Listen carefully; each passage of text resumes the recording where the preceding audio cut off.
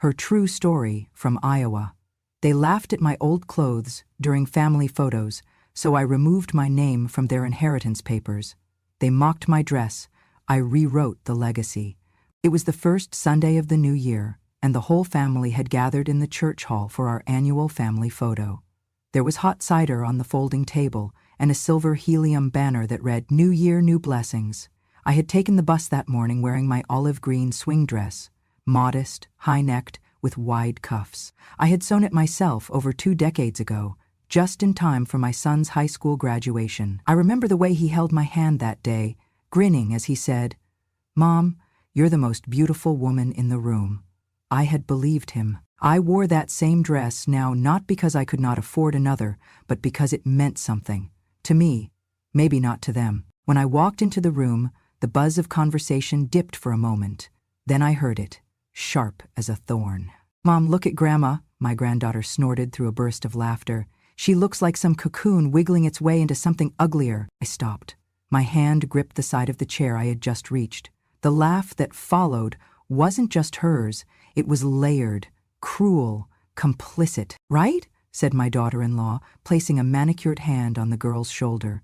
"She looks like an old cocoon that just never opened, like she's stuck in it." They both burst into stifled laughter, trying to act like they were joking, but they weren't hiding it from me, or anyone. I tried to ignore it. I adjusted my sleeves and took a seat on the edge of the couch, pretending to smooth the fabric with calm hands. Then I saw my grandson lift his phone. "Snap, Grandma's at it again," he said into the group chat that lit up on his screen. "Curtain Cosplay, Volume 3. I heard the ping of notifications across the room, and then my daughter-in-law sealed it with a sneer. "Honestly, someone shut the window if the curtain's going to start walking around. This is a family photo, not a haunted house tour." Laughter again. Softer this time, but no less cutting. I looked to my son. He was sipping cider and scrolling his phone. He looked up briefly when he sensed the silence. His eyes met mine for less than a second, then dropped again. He said nothing. Nothing. Not even a polite chuckle to smooth it over. Not even a "Mom looks fine to me." Just the cold, sharp silence of someone who had long since decided I was no longer useful. I sat there for another moment. The photographer cleared his throat, probably sensing the tension. "Okay, everyone, let's get ready. Grandparents in the middle." I stood up, not abruptly, not angrily. I stood with care, dignity, and something I hadn't felt in years. Clarity. "I'll sit this one out," I said, my voice calm. Everyone turned. My daughter-in-law raised an eyebrow, then muttered something about drama queens. No one stopped me. Not even the kids, who once fought over sitting in my lap. Not even the son who once promised to build me a house next door when he got rich. I walked out of the frame. The laughter resumed behind me, as if I had never been part of them, as if I had always been a shadow they tolerated, not a woman who once worked 3 jobs to make sure they had shoes, books, birthday cakes. I stepped outside. The wind was sharp. It tugged at the hem of my dress, like a friend urging me to move faster. I walked slowly down the sidewalk, past the oak tree where we once took summer pictures, past the church's community board where they used to post my name for volunteer work, past the memories, all of them looking smaller now. I did not cry. I was not angry. I was awake. And when I got home, I opened the hallway closet. I took off the olive dress and hung it up with care. Then I walked to the study, unlocked the bottom drawer, and pulled out a thin folder. It contained my will, my property deeds, and a typed inventory of every asset I had accumulated over the past 60 years. I laid them out across the table. Then I made a pot of tea, sat down, and began to rewrite everything. Because if they could erase my dignity in a second, I could erase their entitlement just as fast. I remember it like it was yesterday. The proud ache in my chest when I first slipped into that olive green swing dress for my son's high school graduation. I had spent weeks stitching the pleats just right, adjusting the hem so it brushed the ground with quiet grace. My husband, Walter, pressed his hand to my shoulder and said, "Donna, you made that with love. He'll remember you today." And he was right. Daniel walked across that stage wearing his tuxedo, turned, and saw me in the crowd. He pointed and mouthed the words, "That's my mom." with the biggest grin you ever could imagine. I felt like I'd sewn dignity into every thread. After Walter passed, the house and property were in my name. I never intended to sell. I intended to pass it on. I believed in the promise of inheritance, not because wealth was precious, but because it symbolized continuity, family, legacy. I met with my lawyer many times. We spoke quietly about life insurance, about farmland leases, about future property tax. Each time I said, "All for Daniel," I meant it. I believed him. They all believed me. I added to my savings, not for myself, but so he wouldn't struggle. When my father was laid off before I was born, the mortgage followed him for 30 years. I promised I would break those cycles. So I worked extra shifts as a nurse and invested in a small portfolio. I minored in frugality so my children wouldn't have to. I never told them. I never had to. I thought they sensed it. Back then, I was the backbone, dropping off lunches, banking interest, walking Daniel to school when the car broke. I was proud, and I thought they were grateful. They were not. Over time, the tone changed. Teachers complimented my dedication. Doctors appreciated my calm. Friends called me remarkable, but my children began to avoid my calls. Grandma's house had become a museum, my cooking dated, and my wardrobe, most of all my wardrobe, a running joke. I didn't mind the changing styles. Fashion passes, but I minded what it told me, that I no longer belonged. That none of the promises I had made or nurtured still mattered. That Sunday, hearing those cruel jokes about my dress, the hollow echo of someone mocking the person who once believed in you, it broke something inside me. And in the shattered pieces, I found a clarity I had been missing. That night, I returned home alone. The house felt quieter than usual. The photographs on the wall seemed to look at me with pity. I sat at the dining table and opened the bottom drawer of my desk. Inside was the folder containing every deed, every certificate, every ledger I had accumulated. I spread them out. One by one, the farmland deed, the insurance book, the CDs, they were all in my name. I leaned back and traced the ink that read Donna L. Adams. 60 years of gathering and preserving, built on frugality, devotion, love. And for whom? Nobody asked me what I wanted at any point. Nobody asked me in my widowhood what comfort I might need. Instead, they laughed, as if I were a distorted relic from some older time.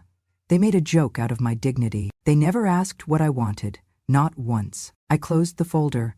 I walked to the living room mirror and put my hand on the olive dress hanging behind me. It looked faded by the hallway light, but it still held the echo of that proud moment. That moment when my son acknowledged me in front of the world. I took a deep breath, wrapped my fingers around the dress fabric, and pulled it close to my chest. I thought of that promise. I will always be the person you are most grateful for. Then I thought, no, I refuse to be the blueprint for a legacy of convenience, not love. I slipped the olive dress into the drawer beside the folder, locking it away. And in the safe, I walked over, opened the combination, and gently retrieved every deed that had been there for decades. I looked at those pages and didn't feel anger. I felt resolution. That night, I made my decision. I would preserve my legacy, but not for people who traded their love for a laugh. At dawn, I would speak to my lawyer. I would take their disbelief and their disdain and turn it into something that gave foundation again, but this time not to the people who called me a cocoon, to people who needed shelter, stability, respect. I closed the safe and locked it. I turned off the light and waited for the morning. I arrived at Martin and Green law offices just after 9 the next morning. The building felt more familiar than many rooms in my own house. I had once escorted a class of high school juniors through mock trials here when I was their English teacher. And there, behind the reception desk, stood Leah Martin, now a lawyer, once a student I'd praised for her sharp analysis and respectful demeanor. She greeted me with a warm but surprised smile. "Mrs. Adams," she said, "this is a surprise. What brings you in so early?" I returned the smile. "Leah, I need your help to fix something I should have fixed years ago." She led me into a small conference room with a polished oak table. Fresh coffee steamed from a carafe in the corner. She placed a notepad, pen, and legal pads in front of me. I took a seat and set down my purse, my folded dress, and the folder containing my will and deeds. "I have documents," I said quietly. "But first, I want to tell you what those people said." I recounted Sunday's humiliation, the mocking laughter, the cruel words about my dress, a twisted cocoon, an old curtain, a cosplaying relic. As I spoke, Leia's face tightened, as though each insult landed with weight. When I finished, she closed her eyes a moment, then looked at me firmly. "I'm sorry you went through that," she said. "You deserve better, and I suspect you came to a decision." I nodded. I pulled out a printed copy of my previous will and contracts. I unfolded the document and laid it flat. This was drafted 5 years ago, with everything in my name and 2 trustees I trusted, my son and daughter-in-law. They are the sole beneficiaries. But things have changed. I paused. "What I am about to ask won't be simple." Leah flipped open her legal pad. "Tell me what you want." I explained calmly. I wanted to remove all family members, my son, daughter-in-law, and grandchildren, completely from any inheritance. I wanted the beach house, the farmland, the savings, all of it, to go to a non-profit foundation that teaches sewing, weaving, and financial skills to women over 50 who have been through domestic violence or abandonment. I wanted to reserve a small portion, enough to buy a 1-bedroom cottage near school, so I could continue teaching, tutoring, living modestly but with purpose. She nodded thoughtfully. "It's a powerful move. Are you absolutely certain?" I looked up at her.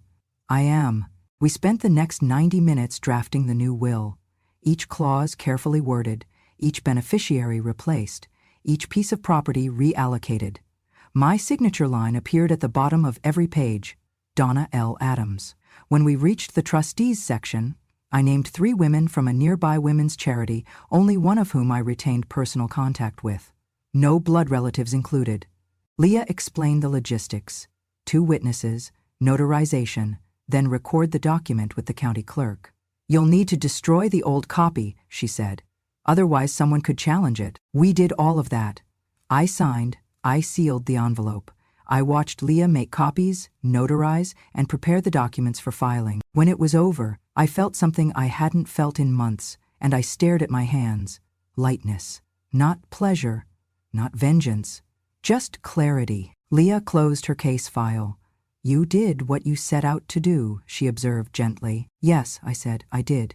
She leaned forward. "You okay?" I paused, considering. I've never been more okay. On the drive back through the quiet streets of Iowa, I watched the golden fields through the window, unchanged, yet filled with promise. I thought of standing before the camera that day, of being laughed at and ignored, of that moment of walking away. Now, I was building towards something I believed in again. That evening, I sat at my dining table surrounded by the same documents. I poured myself a cup of tea and read through the will one more time. The beneficiaries section listed Threads of Dignity Foundation, followed by Donna L. Adams Personal Fund, 1-bedroom cottage near town. Nothing else.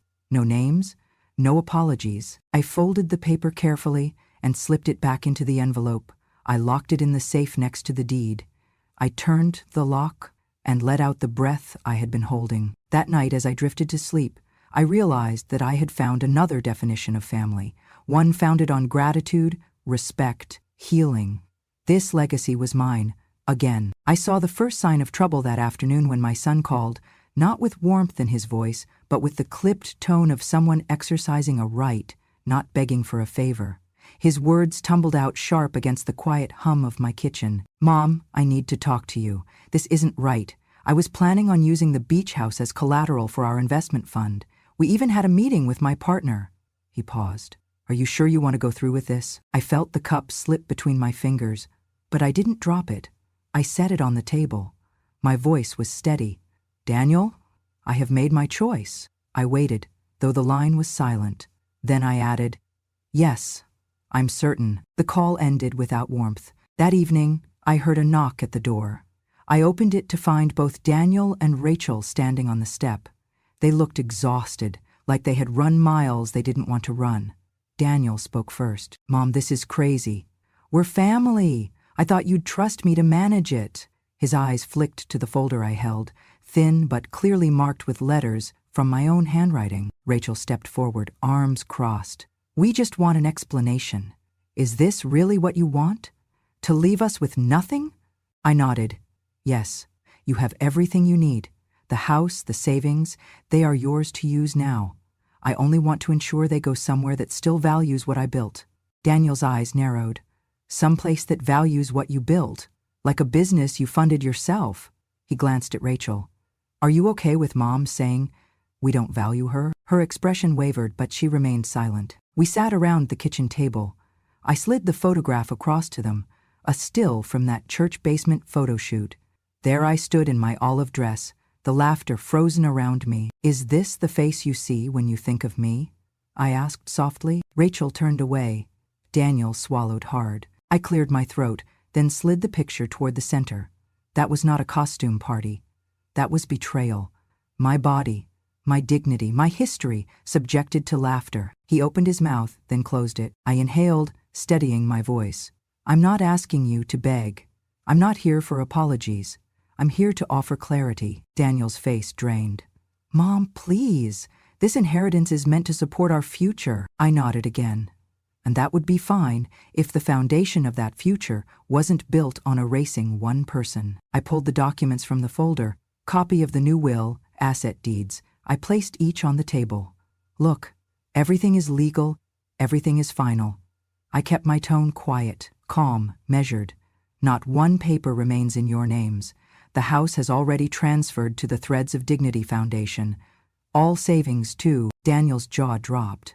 But you can't do that. I looked at him, the son who once wrapped himself in a scarf I knitted, the boy I read bedtime stories to. But next to that memory was the faded echo of his stone-hearted indifference. I said, I already did. Rachel's voice cracked. She said, you destroyed this family. I leaned forward. No, I dismantled the lie. You laughed at me in front of cameras, sent those pictures to group chat. You never once asked what I wanted. You just assumed I'd be there. Daniel shook his head. You don't get it. This was supposed to be our legacy. My hand floated above the photo. I picked it up and read aloud, slowly. Grandma cosplay curtain. That was not a joke. That was your statement to me and to yourselves. Tears glistened in his eyes. I continued, my legacy doesn't belong to those who mock its keeper. He closed his mouth and exhaled. Rachel whispered, what do you want then? I folded my hands over mine. I want dignity. I want my life to matter to someone. Then I paused. If it's too much to ask of you, I'll offer it elsewhere. I stood, leaving the silent weight of my words in the air. I walked toward the door. Even as the sun dipped low, the house felt cooler, no longer mine. Before I closed it, I said, think about the laughter you recorded and the woman you decided was a joke. That's all I ever asked you to remember. They didn't respond. The door shut. It echoed behind me. I walked down the path, feeling less empty than I had in years, because some things, like legacy and self-respect, are better reclaimed than forgotten. I answered the door to find Rachel standing on the porch, mascara tracks still wet on her cheeks, and her expression a mixture of pleading and heartbreak. She stepped inside without waiting for an invitation. Mom, she began, in a small voice that was nothing like the confident tone she wore at the photo shoot. We were just joking. We didn't mean to hurt you. Didn't you ever feel a little sad? Her voice cracked mid-sentence, and tears trembled on her lash. I nodded and gestured toward the dining table. Let's talk. She moved slowly, each step one burdened apology, and sat across from me. The kitchen clock ticked softly in the background. She folded and unfolded her hands. It was just a stupid remark. Everybody says dumb things. We didn't expect you to leave it all. I remained quiet, letting her words settle in the heavy air. Rachel shifted in her seat. Would an apology be enough? I mean, I am sorry. We're sorry, right, Daniel? Her voice rose as my son entered, shoulders slumped, eyes full of guilt. He nodded. Rachel looked up at me with wet eyes and pleaded, we're sorry. Does that help? I slid the folder over to her. Inside were printed screenshots, private text messages between her and my son from earlier that day. I placed them on the table. They saw the messages, she needs to go, and let's just cut her out, quietly. Lines of laughter emojis at my expense.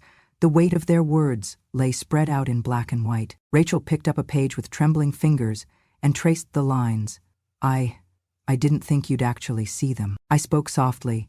Because you assumed I wouldn't matter enough to look. But you did. It was all caught up in that moment. The childish gatherings, hidden mockery, and the facade of affection they insisted was enough. She swallowed. Mom, please, we love you. I clasped my hands on the table and leaned forward. Love isn't declared with words when all you do is erase someone's dignity with your actions. Love doesn't hide behind an olive dress and a forced smile. The room felt colder, harsher. I preserved this legacy for you, thinking it meant something. But it wasn't enough. I took a breath and looked directly at her. If apologies could rebuild what was broken, I would still have left everything to you. I said the words slowly, like a mantra. But love isn't built on what is left. It's how you stand when what's taken away is all that's left. You could have heard a pin drop. Daniel's eyes strayed to the stack of documents beside me, and I sensed the shifting weight in the room. I reached for the folder again. This time I pulled out the trust document, my final will, and laid them on the table. I have removed your names entirely, I said. You will receive nothing, not the house, not the savings, not the land. Rachel's mouth fell open. Daniel leaned forward in shock. He looked as though someone had pulled the floor from under him. Every penny is going to the Threads of Dignity Foundation, I said firmly, a place where I can teach women to weave and sew and piece their lives back together. A place where they know I care, because it never came from a lunchbox. It came from a lifetime of intention. Rachel swallowed. But we're family. I let the silence stretch. Then I said, family isn't claimed with DNA. Family is earned every day. Do you understand? Their heads nodded, but not fully. No apology could erase that sting. You mocked me. You shared jokes that spread like wildfire. You treated me like a costume, not a person. And for you, that was easier to laugh at than to resist. Tears welled in Rachel's eyes as she reached toward the papers. Mom, please, could we still find compromise? I lifted a finger and gently closed her hand. No.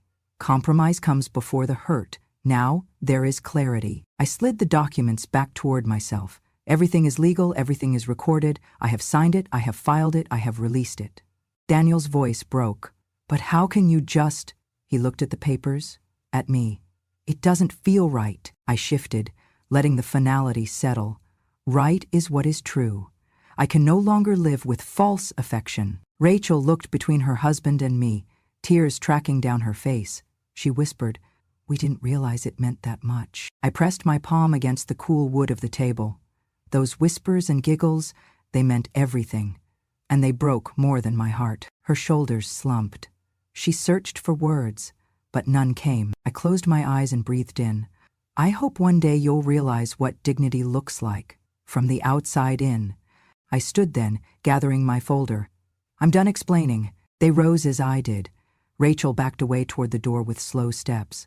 Daniel remained between us, but I did not look at him.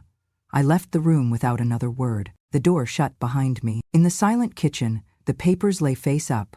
I inhaled, relief settling over me like a balm. They had tried to negotiate with shattered bones. But I had already found new strength in something better. Unconditional purpose. Unyielding integrity. Their inheritance was gone. But they could keep their memories. I would build from here. I moved to a small farmhouse west of town 2 weeks after the will was recorded. The fields stretched wide under an open Iowa sky, and the house's white siding greeted me like a fresh page. I painted the porch trim sage green and planted lavender along the walkway. I hung strings of lanterns that glowed soft amber at night. I spent days painting walls and sorting cabinets, but the moment I nailed the Hooks for Heritage sign above the front door, hand-lettered in soft brown and gold, it felt like the house took its first breath. I decided the new space would become my workshop and a small center for women like me, women who had weathered storms smaller people couldn't see.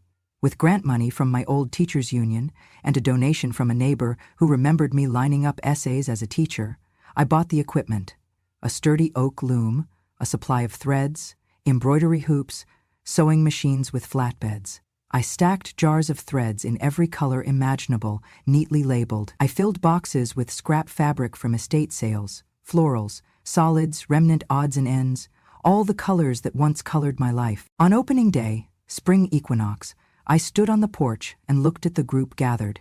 6 women, mostly in their 60s and 70s, each face lined with loss and resilience. One trembling, elderly lady carried a wicker basket filled with flowers, her hands shaking as she set it on a table. Another had brushed her gray hair straight back and held a manila envelope. You could tell it held something precious, maybe a story. A third woman wore mismatched socks and layered sweaters, like she dressed herself in bursts of rebellion. I welcomed each of them by name. Dorothy, May, Linda, Grace, Eleanor. I handed them cups of mint tea and a slice of lemon cake, keeping it gentle, healing. I led them into the workshop. I introduced the structure. This is not about being perfect, it is about doing. One stitch at a time, we can mend more than fabric. My eyes carried across them. In the background, on the wall, the olive green dress hung beneath the Hooks for Heritage sign, a silent testament. They noticed its presence. No one pointed or laughed. Instead, I saw heads lower in recognition, something like empathy. For 6 weeks, we wove and stitched together. We shared our stories of losing husbands, separation from children, losing homes, losing purpose. We learned from each other. Grace showed how to finger embroider wildflowers. Dorothy revealed how she spun yarn from wool she'd saved for decades. Linda, a former seamstress, taught basic pattern making. Each creation carried secret love inside its folds. One morning, right after a workshop, May approached me in the sunlit doorway. She held my hand and pressed her forehead to my chest. "Donna, I don't even have a daughter," she said, her voice quavering. "My family left me long ago. But here, with you, someone actually looked me in the eye and called me bright. You called me kind." She paused and squeezed my fingers. Then she whispered, "For the first time in my life, I was called a decent person. Because of her." Her words landed softly in the room, but they echoed through my chest. I touched her back gently and whispered, "You are so very kind, May." Time passed, and Hooks for Heritage grew. We hosted patchwork circles, quilting bees, and open studio retreats. The olive dress remained on the wall, framed by the golden letters and strings of lantern light. Occasionally, I would walk by and touch the fabric, remembering that moment of cruelty and how it changed everything. In May, I invited the town mayor and the women's shelter director for a small ribbon-cutting ceremony. We raised $50,000, 0 cents in donations that day, and opened a scholarship fund. A local news reporter took pictures of the loom, the smiling women, and the dress hanging in solidarity. Later, I pulled the reporter aside and said, "It's more than a workshop. It's a declaration that we all deserve dignity, even if we don't fit someone else's idea of worth." Late one afternoon, as the sun dipped low, I sat at a workbench tying sample threads when Linda, the seamstress, slid a cup of tea across to me. She said softly, "I used to teach in a factory. I thought I'd have nothing to show after retirement. Now, look around." She gestured to the women working, patching tears, choosing colors, smiling. This is what matters." I nodded and swept my gaze to the dress. "We're making something beautiful out of scraps," she smiled. In the soft glow of lantern light, I felt a warmth I hadn't felt in decades. No longer a walking relic, no longer a punchline, but a founder, a teacher, a mother, to women who needed someone to stitch them back together. I rose and walked to the wall. I touched the olive green fabric, following threads with my fingertips. I whispered. They laughed, but I rewove what they lost. And in that place, we all rewove something larger than a dress or even a legacy.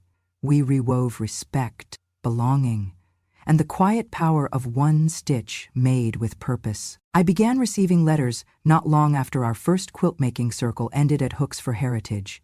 They came in plain envelopes, sometimes with flowers tucked inside, sometimes with childlike drawings that broke my heart open. I could feel their trembling hands and hopeful hearts even before I opened them. The first one arrived on a rainy afternoon. I was in the workshop threading bobbins when I heard the postman's knock. I waited until the storm rattled our covered porch before I opened the envelope. Inside was a note in cursive. "Dear Mrs. Adams, I do not know how to say thank you. I am 74 and have never been called kind, let alone shown how to be. You welcomed me, a stranger, into your home, and for the first time in decades, I felt like a person who belonged. The violet quilt we stitched, It warmed me, even after I closed the door at night. May you always know you gave more than threads and needles, you gave hope. Sincerely, Joan. I stood in the soft lamplight of the sewing room and let the words sink in. Joan, 78 years old, lost after her husband left her for a younger woman, children drifting away like leaves on the wind. That violet quilt was what she brought. I didn't price it, I let her keep it. Now it was hers to cherish. That same weekly drop brought another letter, a few days later, a brown paper envelope with gold edges, from May, the woman who first hugged me in tears. Her letter read, "Dear Donna, I have 3 daughters who live miles away and speak only of grandchildren I never see. But here, in your workshop, I offered my quilt top with trembling hands. Yesterday I watched as a mother and child chose it for a raffle, and both thanked me for helping decorate their home with love. It felt like my hands did something again. Thank you for giving them that moment. With deep gratitude, May." I folded the letter carefully and placed it in a vase next to a framed photograph of our first gathering, a blurry but luminous moment. It showed 6 women gathered around my oak loom, Maria's mustard yellow quilt tucked behind her shoulder like a banner. I stared at that photo often, especially on mornings when I doubted the choice to erase my family's names from my will. By summer, the stack of letters had grown. There was one from Dorothy, who'd lost her sight gradually over the years, yet still managed to weave stitches of color into a baby blanket. She wrote, "Dear Donna, I couldn't see the blues or greens, but I felt each stitch as a whisper of purpose. I haven't done anything this kind since my husband died. I leave the baby blanket on the table each night before I go to sleep. It reminds me that I can still create, still care. Thank you for reminding me who I am. In friendship, Dorothy." I began reading these letters aloud at the Friday sewing circles, discreetly, before we all began stitching. The women listened, nodding, recognizing themselves in the stories. "You see," I'd say, "my legacy isn't brick, it's kindness." They smiled and reached out to tuck threads into their fabric. One day the local paper did a feature on us. They called us Sunday Stitchers and highlighted the workshop as a model of intergenerational healing. They printed my picture next to my olive dress hanging behind me. The headline read, "Old Dress, New Dignity, Iowa Grandma's Threads of Worth," a twist I appreciated. Joan's envelope came next with a newspaper clipping of that article. Inside she wrote, "Dear Mrs. Adams." I clipped this and showed it to my grandson, who finally listened to me. He said, "Grandma, that's your dress. You made that place." And for the first time I felt his respect. Thank you for making that same change in me. I pressed the clipping into my journal, tears filling my eyes. In that moment I realized something. The inheritance I had bequeathed was not empty. It was living, evolving, nurturing. The final letter of the season arrived just yesterday. It was from Linda, the former factory seamstress. "Dear Donna, we held a public quilting show yesterday. The room was full, young families, old neighbors, volunteers. When I introduced you as our founder, the applause shook the walls. Never have I felt such pride. And afterward, several women came up to me and said, 'That woman is someone. Thank you for being someone again. Always, Linda.'" I folded that letter and walked to the wall where my olive dress hung and the Hooks for Heritage sign glowed softly. I pressed my hand against the fabric and whispered, "I am someone." My voice cracked, but certain. I no longer cared about being a relic or a costume. I had reclaimed my worth with each stitch and each signature. My legacy was no longer tied to the approval of the ones who laughed. It had been woven into the lives of women who understood that dignity is not what you wear, but what you give. Late that evening, I lit the lantern by the loom and sat down with a fresh sheet of parchment. I began drafting letters to each organization that had reached out for help. Knitting guilds, senior centers, libraries. My ministry would grow. The olive dress would stay on the wall until they tore the house down. I tucked my journal under the loom and closed the workshop door. As I walked home through the silent fields, I looked up at the stars. I thought of each woman whose life had quietly changed because someone taught them to stitch, to create, to belong. And I smiled because I had not become a relic. I had become a beginning. That night, I fell asleep with the words of May echoing in my mind. For the first time in my life, I was called kind because of you, and I knew I had rewritten not just inheritance papers, but what legacy truly means. I remember the morning as though the sun paused just for me. I had brewed chamomile tea before dawn, filled my kettle, and set it on the stove while the sky painted itself with soft pinks. The workshop at Hooks for Heritage lay silent behind me, the olive green dress still hanging on the wall like a quiet ambassador of purpose. I stepped out onto the porch with my steaming cup and paused by the lavender, fresh buds unfurling, and whispered to the air, "Here we go again." A young woman, Jenna, came by the fence carrying a basket of freshly picked daisies. She had been coming every Tuesday since summer, learning embroidery and listening to stories. We sat on wicker chairs. "Mrs. Adams," she said, voice gentle like a breeze. "Can I ask you something?" "Of course, dear." She tilted her head toward the dress hanging behind me inside the workshop. "Why keep it there?" I glanced over at it. It looked faded under the sun, its once bright green, now a comforting sage. I smiled. "The dress didn't change, Jenna. If anything, changed it was how people saw it." She paused. I continued. "That day, when they laughed at me, my dress became more than fabric. It became a vocabulary, mockery, disrespect. But I chose to reclaim the story." Jenna nodded, thinking. I took another sip. "I taught women here to stitch, to weave patches together. And I stitched my dignity back one thread at a time. I rewove what they tore apart." She let her eyes rest on the dress. "It's beautiful," she whispered. "And it's yours." "Yes," I said. "It always was." The sun climbed higher and its fingers touched the porch. I set the cup down, feeling the warmth on my palm. Behind me the garden stirred, orange marigolds nodding, basil releasing its sweet scent. I closed my eyes, remembering the sound of laughter in that basement photo shoot. I remembered my feet walking away, the cold air like truth against my skin. I remembered opening that drawer, hanging the dress, opening the safe, speaking with lawyers, building this place.